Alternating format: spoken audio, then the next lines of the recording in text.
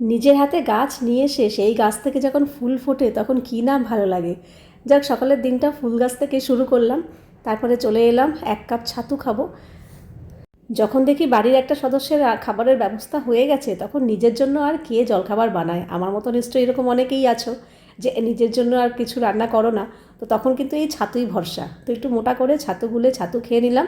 খেয়ে চলে এসেছি দুপুরে রান্নার কাজে। আর আজকে রান্না হবে হচ্ছে মাটন কষা। তো সমস্ত কিছু মশলা টশলা দিয়ে, টক দই দিয়ে মাটনটা আগে ভালো করে ম্যারিনেট করে কিছুক্ষণ রেখে দেবো। তারপরে কুকারে দিয়ে 5টা সিটি দেবো। তারপরে লাস্টে মাটনটা কষাবো। আর ততক্ষণে কিন্তু আজকে হবে দুপুরে সরু চালের ভাত। তো সেই সরু চালটাও ভিজিয়ে রাখলাম কিছুক্ষণ। তো দেখো, এদিকে মশলা কষানো হয়ে গেছে আর সেদ্ধ করা মাটনগুলো দিয়ে তারপরে আলুও সেদ্ধ করে নিয়ে আলু ঝোল ঢেলে দিলাম। তো দেখো, এদিকে একদম গরম গরম মাটন কষা রেডি। যদিও এটা কষা না, একটু ঝোলঝোলই হয়েছে। তো দুপুরে যদি এরকম সরু চালের ভাত আর এরকম খাসির মাংসের ঝোল থাকে লাল লাল, তাহলে আর কি চাই? আর সেটাও যদি হয় রবিবারের দুপুর, তাই না?